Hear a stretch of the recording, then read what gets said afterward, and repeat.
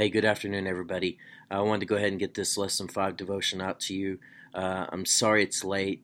I apologize for my voice. I've had this sinus head stuff going on, but wanted to get this out to you because we only have 2 days left in 2017. And I've been doing a lot of reflection on 2017, and while I was doing that, I came across a passage that Gail Foster had posted on Facebook. It was Isaiah chapter 40, and I was reading that and reflecting on 2017 and going into 2018. Everybody knows that the new year is a chance at new beginnings and starting over and doing things differently than you did last year. And so in order to do that, you got to reflect on the previous year to see what you need to change. And I was doing that. I was reflecting on 2017. And I just got to tell you, I don't know if you're like me, but there were some difficult times in 2017. There were some times our family, Rachel and I, were asking, why? Why are we going through this? Why are we facing this? God, where are you at in this situation? What do you want us to do? What are you up to? And we began to ask a lot of questions. And our faith was tested a lot of times and still is being tested. And then in my personal life, I'm not where I thought I would be right now. The position that I'm in, I didn't think I'd be at this point. When we stepped down as youth pastors at New Bethel a while back, a few years ago, I didn't know what God wanted us to do. We were trusting Him. We started going to church at Victory. And God planted some dreams into my heart during the Joseph series. And then some books that I read just reconfirmed those dreams, but those dreams haven't come to fruition yet. And so I began to ask God, where are you at? What are you doing? Why am I not in ministry yet? You know the desires of my heart, and I began to quote all these scriptures to Him as if God has forgotten His word, and Isaiah 40 is similar,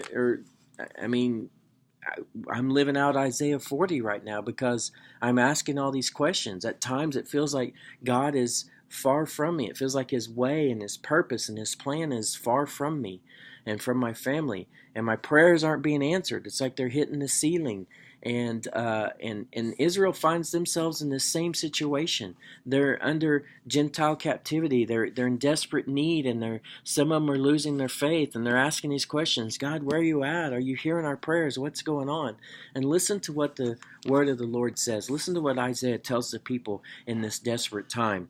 In verse 27 of chapter 40, it says, Jacob, why do you say, and Israel, why do you assert?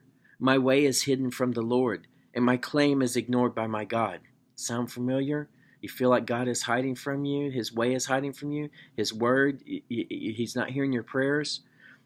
And then he says, do you not know or have you not heard? Yahweh is the everlasting God, the creator of the whole earth. He never grows faint or weary. There is no limit to His understanding.